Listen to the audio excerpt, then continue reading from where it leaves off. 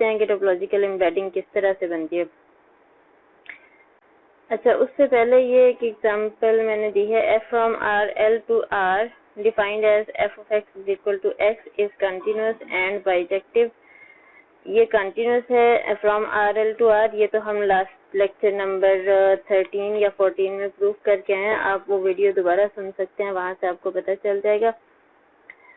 f from R L to R is continuous, define यहाँ पे किया हुआ है, f of x is equal to x and bijective, और ये बाइजेक्टिव भी है, आप इसको बड़ी आसानी से चेक कर सकते हैं, बट नॉट होम्योमॉर्फिज्म। लेकिन ये होम्योमॉर्फिज्म नहीं है। क्यों नहीं है? क्योंकि जब एफ इनवर्स को हम डिफाइन करते हैं from R to R L, f inverse की डेफिनेशन तो यही रहेगी, f of x is equal to f inverse of x is equal to x. लेकिन अब टोपोलॉजी चेंज हो रही है, यहाँ पे आर स्टैंडर्ड टोपोलॉजी है, यहाँ लोअर लिमिट टोपोलॉजी है।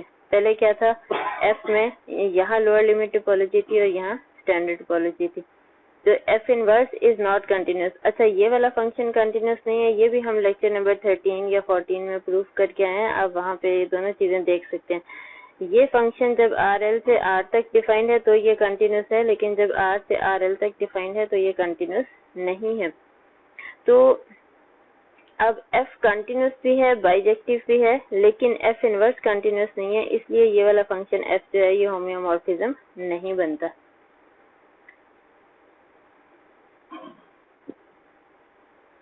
नेक्स्ट हमारे पास डेफिनेशन है, एग्जाम्पल है। इसमें क्या है, let S1 is equal to pairs x and y such that x square plus y square is equal to 1 contained in R square. अगर S1 हमने एक ऐसा सेट लिया है जिसमें R स्क्वायर के ही एलिमेंट्स हैं, लेकिन वो ऐसे एलिमेंट्स हैं जो इस कंडीशन को सेटिस्फाई करेंगे। असल में इसको S1 का स्पेसिफिकली नाम इस वजह से दिया गया है, ये कुछ सेट्स डिफाइन होते हैं जिनको हम स्फीयर कहते हैं। तो ये सर्कल की, अगर आप नोट करें, ये सर्कल की इक्वेशन है, जिस सर्कल का सेंटर जो है कोऑर्डिनेट सिस्टम के ओरिजिन पे पड़ा हुआ हो, तो ये उस सर्कल की इक्वेशन है। तो इसी वजह से इस पूरे सेट को हमने किसका नाम दिया है, स्फीयर का, S1 का। इस तरह से S2, S3 डिफरेंट सेट्स होते हैं, लेकिन हमें इसकी ज्यादा डिटेल में जाने की जरूरत नहीं है। S1 इक्वल होता है R2 के एलिमेंट्स, सिर्फ वो एलिमेंट्स जो इस कंडीशन को सेटिस्फाई करें। क्या कंडीशन है, फर्स्ट कंपोनेंट का स्क्वायर प्लस सेकंड कंपोनेंट का स्क्वायर इक्वल टू 1 आ जाए। S1 जो है ये सबसेट है R स्क्वायर का। बी सब स्पेस ऑफ R2, हमने इसको R2 की सब स्पेस कंसीडर किया है। सब स्पेस की डेफिनेशन आपने भूलनी नहीं है। टोपोलॉजी में सब स्पेस की क्या डेफिनेशन है कि R2 के हर ओपन सेट का इस S1 के साथ इंटरसेक्शन लें तो जो ओपन सेट्स रिसीव होंगे वो क्या बनाएगी, सब स्पेस बनाएगी R2 की। फंक्शन डिफाइन किया है, f from 0 and 1 to S1 be defined as, किस तरह से, f of t is equal to cos 2 pi t, sin 2 pi t। क्योंकि S1 जो है इसमें सर्कल की इक्वेशन को सेटिस्फाई करना जरूरी है एलिमेंट्स का, तो इस वजह से आप देखेंगे हमने फंक्शन की डेफिनेशन भी इस तरह से ली है कि ये सर्कल की पैरामीट्रिक इक्वेशंस को यूज किया है। क्योंकि किसी भी मैप का फंक्शन बनना, उस वक्त फंक्शन बनता है कोई भी मैप जब यहाँ का हर एलिमेंट का इमेज जो है वो इस सेट के अंदर मौजूद हो। अगर इमेज इस सेट के अंदर ही मौजूद ना हो तो फिर तो वो फंक्शन नहीं रहेगा। तो यहाँ मैं इसीलिए आपको बता रही हूँ कि ये जो एलिमेंट है इसको आप देख सकते हैं, ये इस सेट के अंदर मौजूद होगा। कैसे आप चेक करेंगे ये इस सेट का एलिमेंट है, आप इसके फर्स्ट कंपोनेंट का स्क्वायर लें, प्लस करें सेकंड कंपोनेंट के स्क्वायर के साथ, तो आंसर आपके पास 1 आएगा। कैसे 1 आएगा, बड़ी ऑब्वियस सी बात है, cos square theta plus sin square theta equal to 1 होता है, तो ये वो प्रॉपर्टी इसमें यूज हो जाएगी। तो फंक्शन किस तरह से डिफाइन है, f of t is equal to cos 2 pi t, sin 2 pi t। हमें ये चेक करना है कि क्या ये फंक्शन बाइजेक्टिव है, क्या ये फंक्शन कंटिन्यूस है, क्या इसका इनवर्स कंटिन्यूस है। अगर ये 3 कंडीशन सेटिस्फाई हो जाएं तो हम कहेंगे कि f इज होम्योमॉर्फिज्म। अच्छा, यहाँ पे ये मैंने स्मॉल f यूज कर लिया, ये स्मॉल f नहीं है, ये कैपिटल F ही रहेगा। जो फंक्शन की डेफिनेशन में f लिया है वही f आगे चलना चाहिए था। ये इस लेक्चर में मिस्टेक है, आप इसको ठीक कर लें, ये स्मॉल नहीं बल्कि कैपिटल F है। Then F is bijective, function bijective है और ये कंटिन्यूस भी है। बड़ी सिंपल सी बात हम कैलकुलस से यूज करें क्योंकि कॉज और साइन के दोनों फंक्शन ऐसे हैं जो बाइजेक्टिव भी हैं और कंटिन्यूस भी हैं, तो हम उसी कैलकुलस के ही रिजल्ट को यहाँ यूज कर लेते हैं बजाय इसके कि हम इसको दोबारा से प्रूव करने बैठे। देन ये जो फंक्शन एफ है ये बाइजेक्टिव भी है और कंटिन्यूस भी है। चेक ये करना है कि क्या एफ इनवर्स कंटिन्यूस है या नहीं।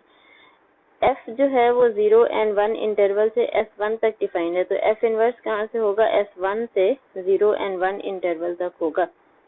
तो एफ इनवर्स यहाँ भी कैपिटल एफ आएगा। F inverse from S1 to 0 and 1 is not continuous. ये बात मैंने पहले यहाँ लिख दी कि ये कंटिन्यूस नहीं है, लेकिन आगे इसको प्रूव किया है कि कैसे कंटिन्यूस नहीं है।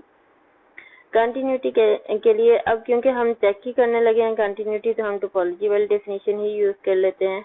कैसे है कि यहाँ के एक ओपन सेट का इनवर्स इमेज ओपन हो यहाँ पे, या हम इनवर्स इमेज नहीं तो रिमार्क यूज कर लेते हैं, जो कि हमने यहाँ रिमार्क प्रूव किया था।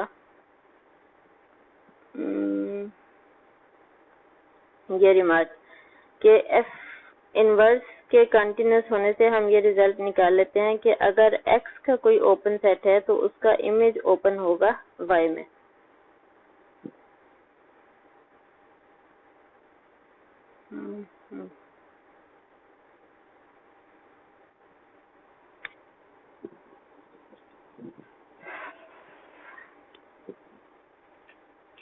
x कहाँ से था, ये वाला set f from x to y। यहाँ के ओपन सेट का इमेज अगर ओपन आ जाए यहाँ पे तो हम कहेंगे इस फंक्शन का इनवर्स जो है ये कंटिन्यूस होगा। तो यहाँ का ओपन सेट हमने ये ले लिया u is equal to 0 to 1/4 interval, 0 से क्लोज और 1/4 से ओपन। आप इसको चेक कर सकते हैं कि ये वाला जो सेट u है ये ओपन है इस वाली स्पेस में, क्योंकि ये सब स्पेस है सेट ऑफ रियल नंबर्स की। तो सब स्पेस में कोई भी सेट ओपन कैसे होता है, आप इसको कैसे चेक कर सकते हैं, ये इसमें ओपन है कि अगर ये लिखा जा सके u is equal to some open interval intersection with this interval 0 to 1, तो इसको हम लिख सकते हैं 0 to 0 क्लोज से 1 तक ये सेट और सम ओपन इंटरवल। ओपन इंटरवल आप कोई भी ले लें, -1 से 2 तक ले लें, तो उस ओपन -1 से 1/4 तक, हाँ -1 से 1/4 तक, तो उस ओपन इंटरवल का इस सेट के साथ इंटरसेक्शन जो है ये हमारे पास आ जाएगा 0 से 1/4। तो इस सेट को लिखा जा सकता है as the intersection of this set with any open interval with some open interval. कोई भी ओपन इंटरवल आप चूज कर सकते हैं आसानी से। So this is open in this set. This U is open in this subspace. For open set U is equal to 0 to 1/4 contained in 0 to 1 interval, f of U is equal to U set क्या है, मैंने यहाँ पे उसके elements लिख दिए 0 से 1/4 is not open in S1। ये भी बात यहाँ not open लिख दी है, लेकिन आगे हम इसको शो करेंगे। अच्छा, जब हम इमेज लेते हैं किसी भी सेट का तो हम क्या करते हैं, एक एक एलिमेंट के ऊपर फंक्शन अप्लाई करते हैं और उसके जो आंसर्स का सेट बनता है उस सेट को फिर हम चेक करते हैं कि क्या वो S1 में ओपन होगा या नहीं। तो हम सबसे पहले जीरो एलिमेंट का जो है वो इमेज चेक कर लेते हैं। अच्छा, एक बात मैंने आपको पहले भी बताई है, जहाँ जहाँ भी मैंने स्मॉल f लिखा हुआ है ये कैपिटल F आएगा, यहाँ पे भी कैपिटल F, यहाँ पे भी कैपिटल F। हम इसके जीरो एलिमेंट का इमेज चेक करते हैं। यहाँ कैपिटल F अगर आप लिखें तो f of 0 आपने फाइंड करना है, तो फंक्शन की डेफिनेशन पे चले जाते हैं, इसके अंदर 0 पुट करें, cos of 0 किसके इक्वल आ जाएगा 1 के, और sin of 0 किसके इक्वल आ जाएगा 0 के। तो ये कैसा पेयर बना 1, 0। f of 0 is equal to 1, 0। तो यहाँ पे यही बात लिखी है, यहाँ कैपिटल F आप लिखेंगे, f of 0 is equal to 1 and 0। ये एक पॉइंट है जिसे हम इस डायग्राम से समझते हैं। जरा थोड़ा सा मैं पहले आपको यहाँ डायग्राम को एक्सप्लेन कर दूं। यहाँ पे आप ऐसे करेंगे, यहाँ से एक्सिस बनाएंगे y एक्सिस, और यहाँ इस पॉइंट के ऊपर से शुरू करेंगे और ये बनेगा आपके पास x एक्सिस। इस सर्कल का जो सेंटर है वो y और x के या कोऑर्डिनेट सिस्टम के ओरिजिन पे होना चाहिए। सर्कल का सेंटर कोऑर्डिनेट सिस्टम के ओरिजिन पे होना चाहिए। तो फिर आप देखें कि ये वाला जो पॉइंट है, ये पॉइंट क्या बनेगा, 1 and 0। और ये जो पूरा सर्कल है, ये सर्कल इस इक्वेशन को सेटिस्फाई करेगा कि x square plus y square is equal to 1। मतलब ये पूरा सर्कल की सिर्फ ये लाइन किसको शो कर रही है, सेट S1 को शो कर रही है। S1 की यही इक्वेशन थी, x square plus y square is equal to 1। तो ये पूरी की पूरी लाइन जो है ये पूरे सेट S1 को शो कर रही है। फिर ये जो मैंने इस लाइन का छोटा सा पार्ट जिसको मैंने थोड़ा सा डार्क किया हुआ है, ये लाइन किसको शो करी है, ये इंटरवल 0 to 1/4 को शो करी है, 0 से 1/4 इंटरवल को।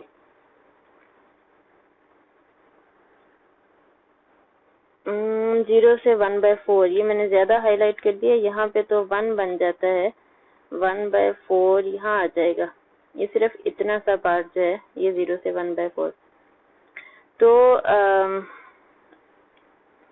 क्या हम करने लगे थे, इस डायग्राम में हमने समझ लिया कि S1 क्या है, हमने ये भी देख लिया कि 0 से 1/4 का इंटरवल क्या है, हमने ये भी देख लिया कि ये वाला जो पॉइंट है जिसमें मैंने थोड़ा मोटा सा करके फील्ड पॉइंट बनाया, एक तो बाहर सर्कल बनाया छोटा सा, एक उसके अंदर एक फील्ड पॉइंट है। ये फील्ड पॉइंट कौन सा है, ये पॉइंट है ये वाला 1 and 0 पॉइंट। अब देखें यहाँ पे x की वैल्यू क्या होगी 1 और y की क्या होगी 0, क्योंकि ये x एक्सिस के ऊपर पॉइंट आ रहा है। तो 1 and 0 पॉइंट f(0) है। हमें ये चेक करना है कि इस पॉइंट को कंटेन करते हुए कोई एक ओपन सेट हो सच दैट कि वो f(u) में कंटेन करे, एक open set V such that कि this V is contained in f(u). तो जब हम यहाँ पे एक ओपन सेट बनाते हैं, ओपन सेट हमें पता है कि वो किस शेप में बनता है, ओपन ये सर्कल की शेप में बनता है। तो जब हम यहाँ पे एक छोटे से छोटा सेट, तो ओपन कोई भी हो सकता है, बड़ा भी हो सकता है, उससे बड़ा भी हो सकता है, लेकिन मैंने बहुत छोटा बनाया क्योंकि मैं ये चाहती हूँ कि इतना छोटा सर्कल बने कि वो सिर्फ इस लाइन के ऊपर रहे, इस लाइन से बाहर ना जाए। लेकिन मैं जितना भी छोटा सर्कल बनाती हूँ वो इस लाइन से बाहर तो जाता ही है। ये सर्कल बनना किसके अबाउट है, इस पॉइंट, ये जो पॉइंट अंदर फिल किया हुआ है 1 and 0 वाला पॉइंट, इस पॉइंट के अबाउट एक पूरा सर्कल बनना। तो हम कितना भी छोटा सर्कल जिसको हम V का नाम देना चाहते हैं, कितना भी छोटा सर्कल बनाने, वो इस सेट S1 से बाहर निकल जाता है। S1 मैंने आपको बताया सिर्फ ये वाली लाइन है पूरे सर्कल की, ये वाली लाइन, वो इस S1 से कहीं ना कहीं बाहर निकलेगा, यूं ऊपर नीचे को नहीं निकलेगा, यूं लेफ्ट राइट को वो बाहर निकलेगा। तो वो ऐसा सेट नहीं आता जो f(u) में कंटेन करे। क्यों? क्योंकि वो बाहर तो निकल जाता है उस लाइन से। तो हमें क्या पता चला कि हमें कोई भी ऐसा ओपन सेट V नहीं मिल सकता सच दैट कि उसके अंदर पॉइंट 1 and 0 भी हो और ये सेट जो है ये f(u) में कंटेन भी करे, जो कि हम इस डायग्राम से क्लियरली देख सकते हैं। तो क्योंकि अब हमें ऐसा कोई ओपन सेट नहीं मिलता, तो फंक्शन की कंटिन्यूटी की डेफिनेशन से हम ये कह सकते हैं कि ये जो फंक्शन है f इनवर्स S1 से 0 1 तक ये कंटिन्यूस नहीं है। अब एम्बेडिंग की डेफिनेशन जो है इसी एग्जांपल से आगे क्लियर होगी। ये फंक्शन हमने लिया था कहाँ से, 0-1 इंटरवल से, फंक्शन हमने लिया था 0-1 इंटरवल से S1 तक। S1 जो है ये सबसेट है R² का।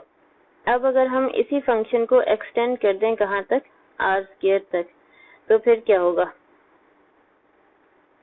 नेक्स्ट एग्जांपल मैंने लिखी, G हमने डिफाइन किया फ्रॉम 0-1 इंटरवल टू R²,